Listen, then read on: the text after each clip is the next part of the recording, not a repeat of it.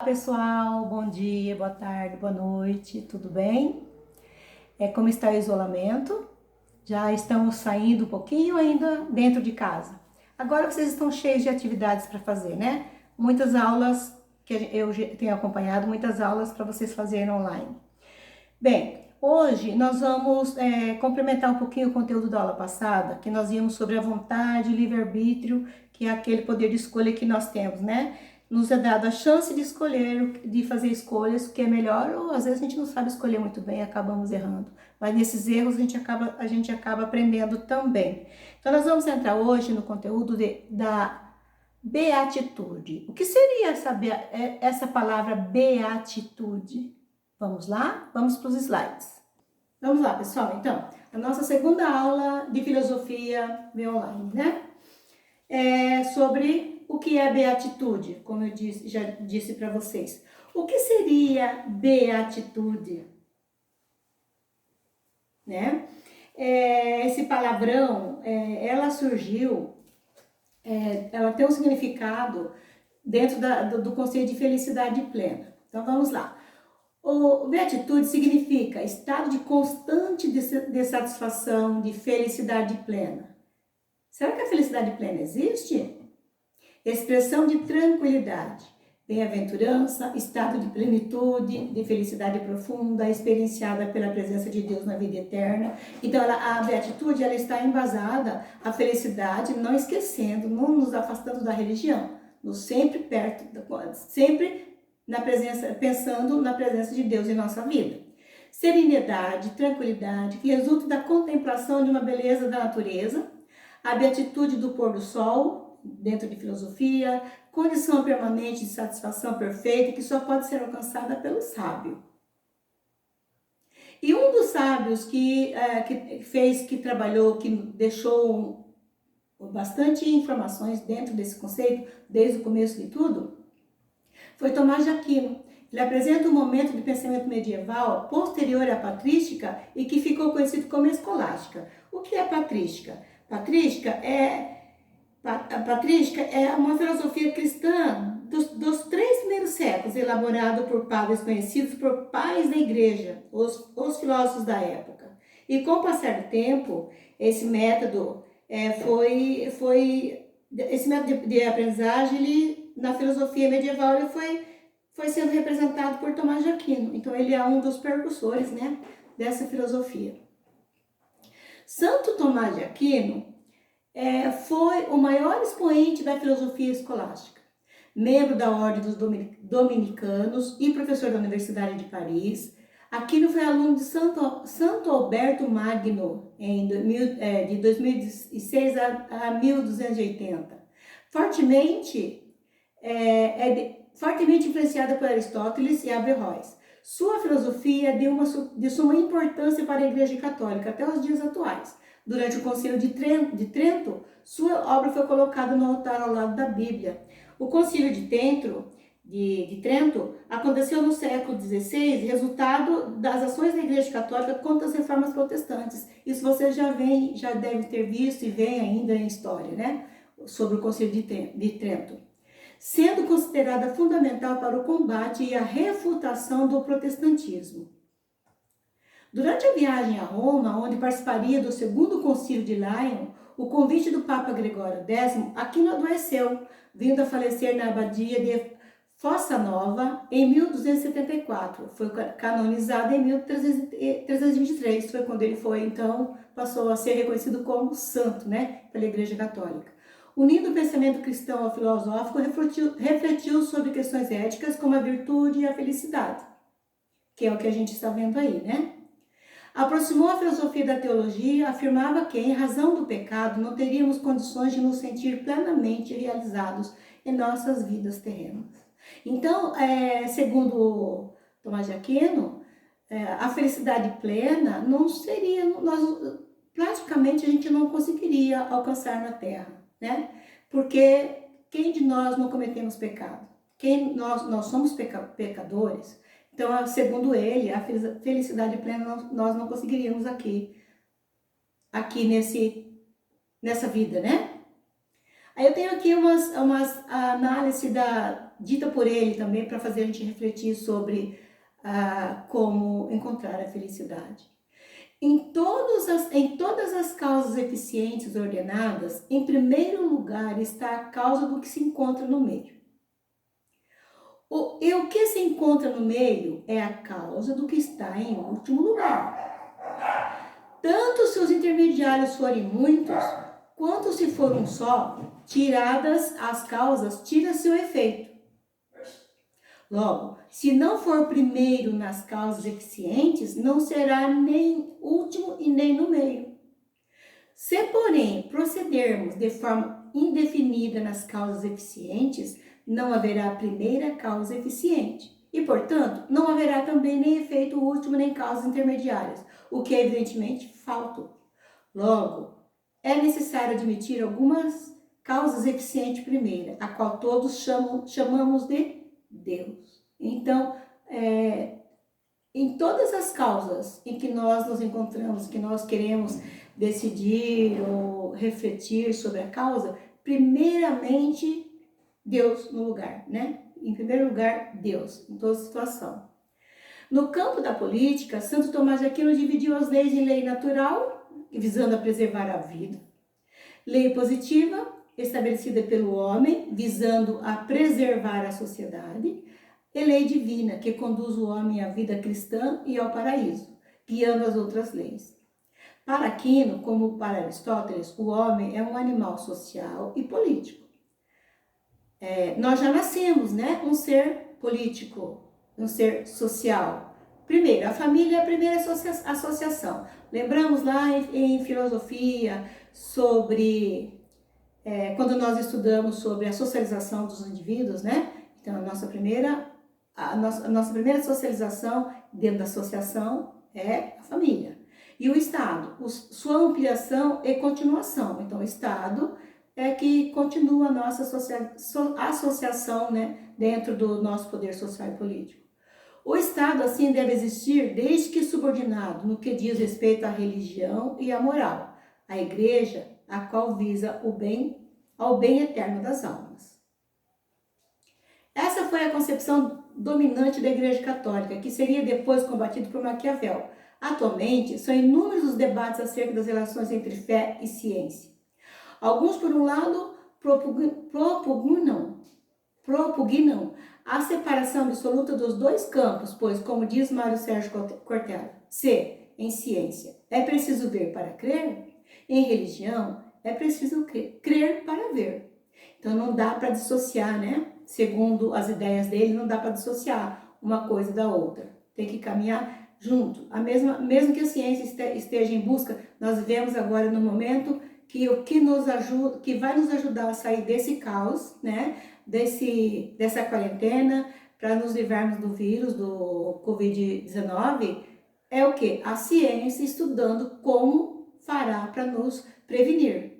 Então, a ciência não tem como a gente viver longe dela. Mas, no entanto, se Deus não dá o poder para o homem, né, também será difícil a gente conseguir um remédio para que combata, né, esse vírus. Então, a ciência e a crença em Deus não tem como separar. Por outro lado, outros como os deístas eram pessoas que é uma parte da filosofia que afirma a existência de Deus e pode ser instalada através da razão. A linha filosófica do deísmo não acreditava ele não acreditava na religião, que Deus existia. Ele considerava a partir da experiência humana limitada. Então, através da experiência humana é que eles acreditavam numa crença, mas eles não acreditavam em uma religião, não seguiam, não acreditavam. É uma ideia, uma corrente filosófica, né? Que não, é aquilo que a gente falava antigamente, né? O cientista não é ateu, não acredita em Deus. Não, esse tipo de corrente filosófica. Não acredita na religião, mas ele acredita nas experiências humanas. Aí aqui eu coloquei uma fala do Mário Sérgio Cortella sobre essa ideia, né? Vamos ver. Desculpa, passou. Como nós somos mortais, e como diz no interior, caixão não tem gaveta, o que você vai deixar quando você se for? E você se vai. O que você vai deixar? O que você vamos deixar que não estrague, não apodreça e não seja objeto de disputa odiosa? Porque muita gente tem gente que deixa coisas que geram fratricídio. O que você vamos deixar?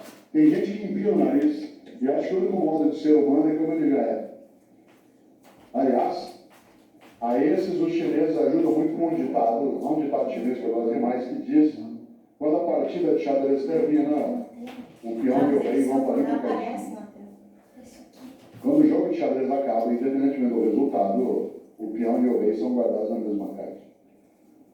Por isso que uma das lições, especialmente quando você e eu queremos ter uma vida em que haja equilíbrio no movimento, é que nós sejamos capazes de 3 grandes virtudes, sobre as quais eu vou falar agora para ir amarrando, como disse, até 20 para as 13, aí eu paro, 15 minutos de conversa, e aí suponho que o presidente iria fazer o fecho nos 5 minutos finais. Olha que interessante. Há um grande pensador britânico do século VIII chamado Beda, não é Breda, é Beda. Ele é um santo para os anglicanos e para os católicos. Beda, ele tem uma frase que nos ajuda a pensar. Ele diz: há 3 caminhos para o fracasso. Há 3 caminhos para o fracasso. Primeiro, não ensinar o que se sabe. Segundo, não praticar o que se ensina. E terceiro, não perguntar o que se ignora. Digo de novo, há 3 caminhos para o fracasso, você ser medíocre ou eu. Não ensinar o que se sabe, não praticar o que se ensina e não perguntar o que se ignora. 3 são as virtudes essenciais para que a gente tenha uma vida com equilíbrio e sucesso. O primeiro deles, ensinar o que sabe, isto é, generosidade mental. Ensinar o que sabe. E quando você ensina o que sabe, você fortalece o grupo. E se o grupo se fortalece, você se fortalece nele. Por isso, generosidade mental é uma virtude especial. Segunda virtude especial, praticar o que ensina, ou seja, coerência ética. Porque uma vida que não tem coerência ética, ela se mediocriza com muita facilidade. E ela se banaliza mais ainda, essa vida, quando não tem coerência ética. Praticar o que ensina é algo especial. Pessoas que falam em ética, mas ela vem na estrada agora no feriado, né, aproveitando o carnaval, vê uma viatura policial, começa a dar sinal de luz para todo mundo que veio na outra direção. Avisar da polícia. Qual é o nome disso? Solidariedade, fraternidade universal. E é interessante que essa mesma pessoa, quando fica sabendo que quando, por exemplo, a polícia está subindo um morro no Rio, que o bandido solta rojão para avisar que a polícia está subindo, ele diz que nojo, mas ele acha que é diferente soltar rojão e piscar farol para avisar a polícia. Coerência ética. Praticar o que ensina. Por isso, generosidade mental, coerência ética. E por último, para você, ainda nesses teus 14 minutos de desespero,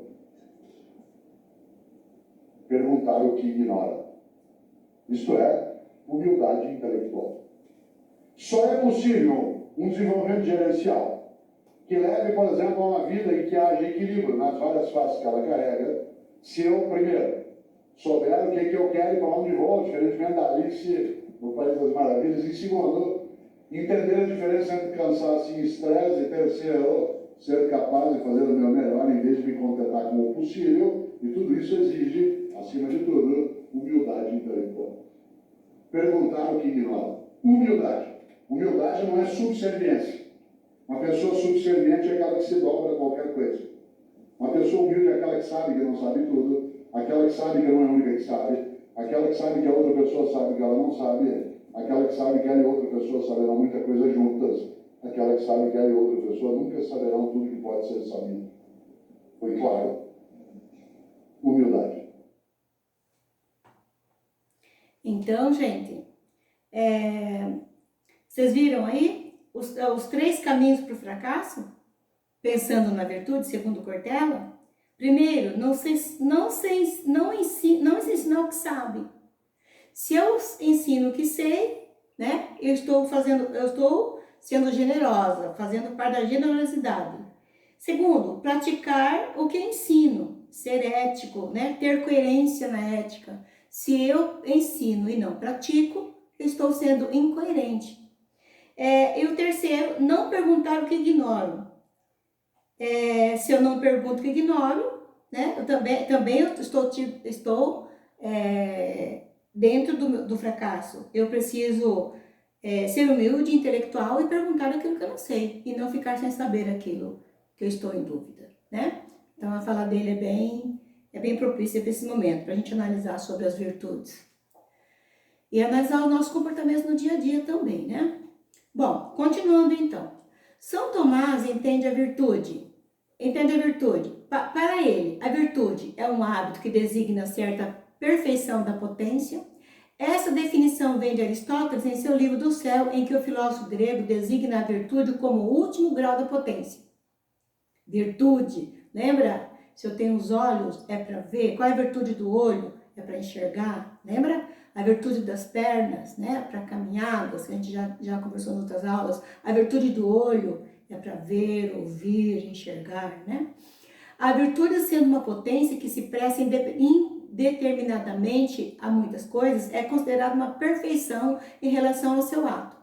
Na física, Aristóteles define a virtude como a disposição do que é perfeito para o que é ótimo. Dessa maneira, São Tomás afirma que o ótimo para o qual o homem deve direcionar sua virtude é o próprio Deus, com isso permitindo que a sua alma se assemelhe com ele.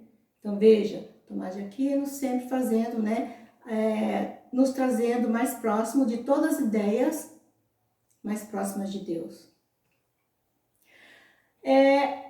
O ilemorfismo, que palavrão, né, da filosofia tomista, define o homem como uma união de corpo e alma. A partir disso, São Tomás diz que a virtude é uma potência exclusiva da alma e não do corpo. Mas a virtude só pertence a hábitos apetitivos ou também pertence ao intelecto? Vou ler um trecho para vocês de São Tomás aqui, que ele esclarece um pouquinho sobre essa questão. Explicando um pouquinho sobre o que é ilemorfismo. Ilemorfismo é uma teoria elaborada por Aristóteles, desenvolvido na escola escolástica, segundo a qual todos os seres corpóreos são compostos por matéria e forma. Por isso que ele fala um pouquinho sobre um pouquinho da física, da química, né, dentro desse desenvolvimento. Então, explicando que agora, o que Tomás de Aquino escreve sobre a virtude só pertence a hábitos apetitivos ou também pertence ao intelecto? Pertence ao nosso intelectual ou só por hábitos apetitivos, né? Portanto, vamos lá. Como os hábitos intelectuais especulativos não aperfeiçoam a parte apetitiva, nem lhe dizem respeito de algum modo, senão só a parte intelectual, é possível chamá-los de virtudes enquanto acionam a faculdade dessa boa ação, que é a consideração da verdade, pois essa é a boa obra do intelecto. Não são, porém, virtudes no segundo sentido, ou seja, enquanto proporcionam o bom uso da potência ou de um hábito. Na verdade, não é por se ter hábito de uma ciência especulativa que se tende a usá-la, mas se torna apto a contemplar a verdade nas coisas das quais tem conhecimento. Que se o uso do conhecimento adquirido, isso se dá por moção da vontade. Por isso, a virtude que aperfeiçoa a vontade, como a caridade ou justiça, também leva a usar bem desses hábitos especulativos.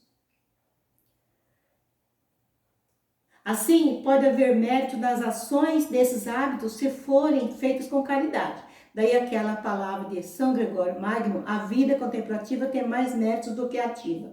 Então é aquela forma, não adianta eu ter o conhecimento, eu ter um desenvolvimento intelectual, né? Mas só o conhecimento não é uma virtude.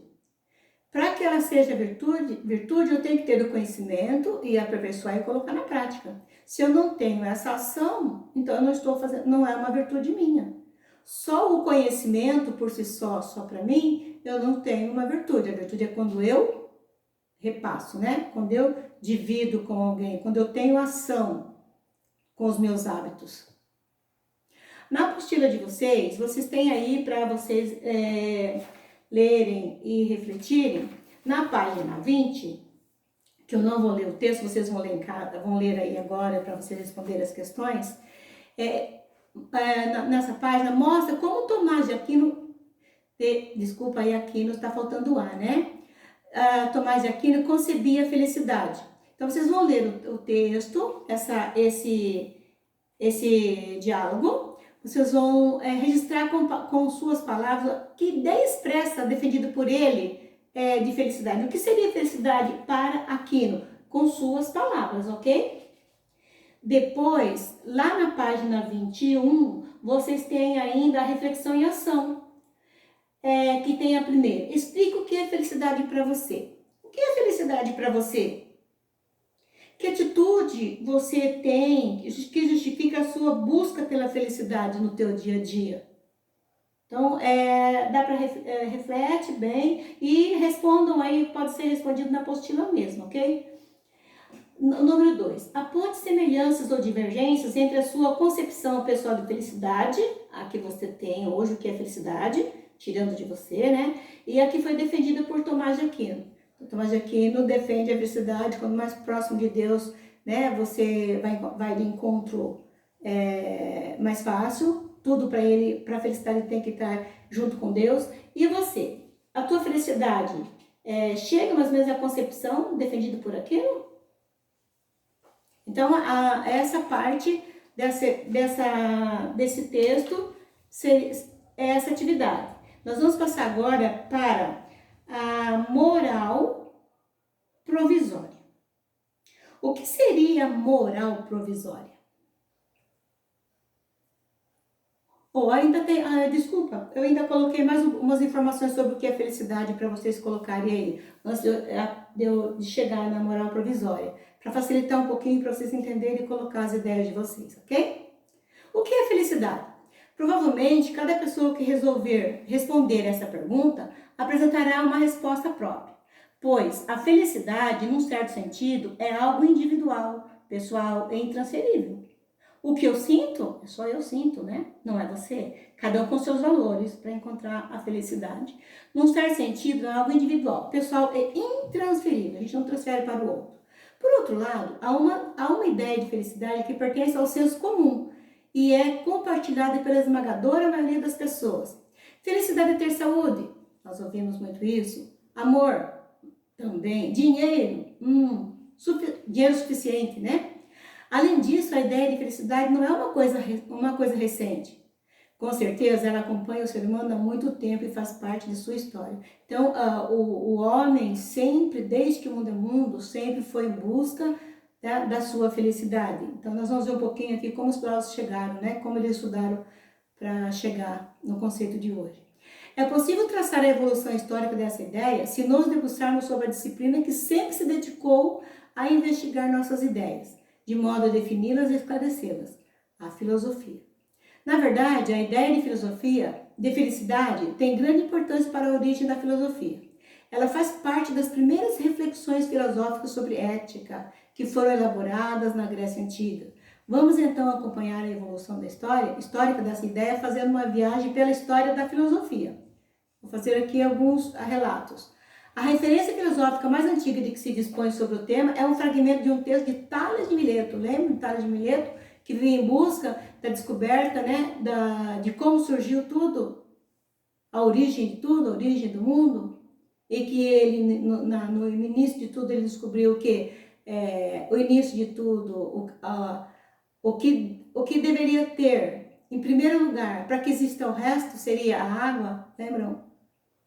Então, ele viveu entre as últimas décadas do século VII a.C. e a primeira metade do século VI a.C. Segundo ele, é feliz quem tem corpo são e forte, boa sorte e alma bem formada, Vale atentar para a expressão boa sorte, pois disso dependia a felicidade na visão dos gregos mais antigos, né? A boa sorte. Então, essa era a ideia defendida por Tales de Mileto.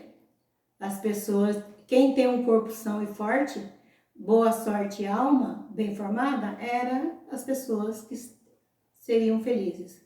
Em grego, felicidade se diz eudaimonia, a palavra que é composta do prefixo eu, que significa bom, e de daimon, demônio, que para os gregos é uma espécie de semideus ou de gênio que acompanhava os seres humanos. Ser feliz era dispor de um bom demônio, o que estava relacionado à sorte de cada um. Quem tivesse um mau demônio era fatalmente infeliz.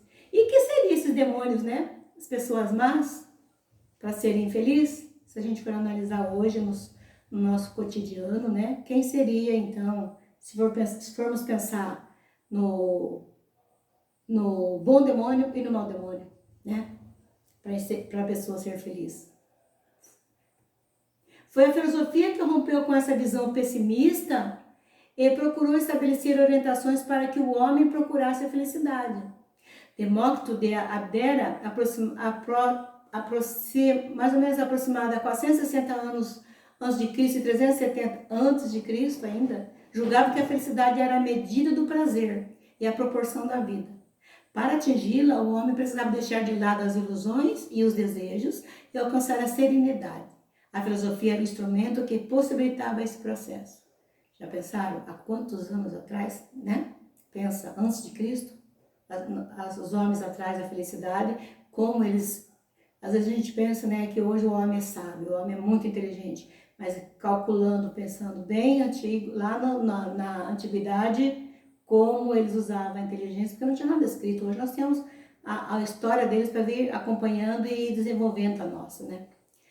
Sócrates, 469 a.C., 399 a.C., deu novo rumo à compreensão da ideia de felicidade, postulando que ela não se relacionava apenas à satisfação dos desejos e necessidades do corpo, pois para ele o homem não era só o corpo, mas principalmente a alma. Assim, a felicidade era o bem da alma que só podia ser atingido por meio de uma conduta virtuosa e justa. O que seria a alma, né? Como é que eu sinto? Eu tenho o corpo, eu tenho a massa, a matéria, mas e daí? O meu corpo encontra a felicidade ou é a minha alma que demonstra essa felicidade? Né? Fica aí para a gente analisar nessa concepção de Sócrates, que pensa, não deixou nada escrito, mas alguém fez anotações para nós, né? Entre os discípulos de Sócrates, o Antístenes, que foi de 445 anos antes de Cristo a 365 anos antes de Cristo, acrescentou um toque pessoal à ideia de felicidade de seu mestre. Considerando que o homem feliz é o homem autossuficiente, a ideia de autossuficiência, que em grego se diz autarquia, continuará diretamente vinculada à felicidade nos 700 anos seguintes. Então, o homem sempre em busca da felicidade, né? Então, aí, com um pouquinho mais sobre os conhecimentos dentro da filosofia, das ideias dos filósofos, agora você tem um pouquinho mais de argumentos, né? Para você colocar no teu texto. Explique o que é felicidade para você, pensando nesses conhecimentos e as divergências e semelhanças da percepção da felicidade definida por Tomás de Aquino. Então, essa é a atividade que vocês têm que fazer tarefa desse conteúdo, ok? Agora sim, nós vamos lá para a moral provisória. Vamos para a moral. O que seria moral? Oh, cara, você não tem moral para mim, né? O que seria? Da onde surgiu essa concepção? Vamos lá. Nós temos aqui leis, costumes e religião. A moral provisória ela é dividida em três segmentos. O primeiro, leis, costumes e religião. Segundo, firmeza nas opiniões. Terceiro, razão como único método de sucesso. Então, as leis, costumes e religião. Obedecer às leis, aos costumes de minha terra, guardando com constância a religião, e de me governar em tudo mais, segundo as opiniões mais moderadas e mais afastadas dos excessos. Então, sempre moderação, né? Usando a temperança, não tendo os excessos. pelas pessoas mais sensatas com as quais eu teria de conviver. Então, sem exagero, obedecer às leis sem exageros, né? Não ser moderado nas opiniões. Quando eu uso a temperança, eu uso o limite, eu consigo coordenar melhor as minhas ideias, sem sair do meu temperamento, né? A firmeza das opiniões, ser o mais firme e resoluto que pudesse nas minhas ações e seguir as opiniões mais duvidosas, uma vez que me houvesse determinado por elas, porque a razão que nos leva a considerá-las não é menos certa e verdadeira. Então, ser firme nas minhas opiniões, mas também ser firme, mas resoluto com o que acontece, né? Com as ideias, que quando eu vou dividir minhas opiniões, eu já começo, de repente eu começo a ouvir opiniões dos outros e começo a repensar nas minhas. Então, considerar as opiniões dos outros e perceber se a minha é menos certa, ou a mais errada, ou a mais verdadeira, né? O terceiro, razão como único método de sucesso. Somente os nossos pensamentos estão inteiramente em nosso poder, de sorte que depois de havermos procedido da melhor maneira possível no tocante às coisas que nos são exteriores. Então, os meus pensamentos só são meus, só são verdadeiros, está no meu poder e determina às vezes a minha sorte quando está só comigo. Depois que eu lancei a palavra, que eu lancei o meu pensamento exterior, pronto, né? A palavra está lançada. Aí nós vamos ser responsáveis por aquilo que a gente já falou, já saiu do nosso poder, já não está no nosso poder mais de controle, já foi para com quem a gente está dividindo o nosso mundo. Então, o que seria moral provisória? Obedecer às leis, os costumes do meu país, conservando firmemente a religião na qual me deu a graça de ser instruído desde a infância e conduzindo-me em tudo mais segundo as opiniões mais moderadas e mais afastadas do exagero. Então, olha, essa é a moral provisória, né? É seguir os costumes do país. Os costumes das leis somos nós, eu digo assim, os valores, né? No lugar que a gente mora, conservando a religião no qual eu fui instruído desde que nasci, né? E assim as opiniões sem exagerar, sempre usando a temperança, que vocês acharam tão engraçado a primeira vez que eu usei esse termo, né? Temperança, e ela está no nosso dia a dia, constantemente. O primeiro pensador de que temos notícia a estabelecer essa distinção foi Nicolau Maquiavel. Maquiavel defendia uma tese que é preciso governar as pessoas considerando sua tendência às más paixões, em vez de supor uma natureza virtuosa e ideal, que não seria encontrada na prática. Então é aquela, eu não posso... É quando a gente, de repente, se decepciona com as pessoas. Então, nós temos uma mania de confiar cegamente, achar que vai ser de certa forma, que a pessoa vai julgar de certa forma, e na verdade, segundo Maquiavel, a gente teria que considerar as más paixões para a gente não se decepcionar. Nós vamos ver um pouco mais sobre Maquiavel dentro da política, vocês vão entender um pouquinho sobre as ideias dele, né? Uma ideia é essa: o governante não pode governar só para as más paixões, para boas paixões, pensar que ele vai ser bem visto sempre, né? Mas ele tem que governar para as más, para os maus, que daí ele vai conseguir trazê-los mais para perto do seu poder. Descartes foi o filósofo que reconheceu o papel biológico das paixões para a autopreservação humana, mas recomendou um controle racional sobre elas, a fim de que não comprometesse o conhecimento e a convivência. Segundo Descartes, havia 4 regras para compor uma moral provisória, pautada pelo acordo com as leis e os costumes relacionados à autopreservação. A regra número 1: obedecer às leis e os costumes nacionais, à religião e à moderação, evitando excessos. Vem aí mais um pouco, né? Evitar excessos. Regra 2: Ser firme e decidido nas ações, seguindo as opiniões provisórias com o mesmo rigor que se teria em relação às seguras. Regra 3. Vencer a si mesmo e não ao destino, buscando mudar os próprios desejos e não a ordem do mundo. Então, também nos vencermos, né? Não é nos deixar, não deu certo, não vou me esforçar. Não, a gente tem que sempre tentar vencer a nós mesmos para a gente ir em busca do destino, do que a gente quer, dos nossos desejos. Regra 4.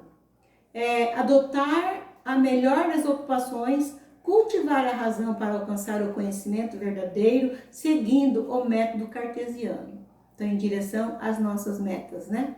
Então, aí nós temos aí as 4 regras para a gente seguir em busca, sempre pensando em busca da felicidade, né?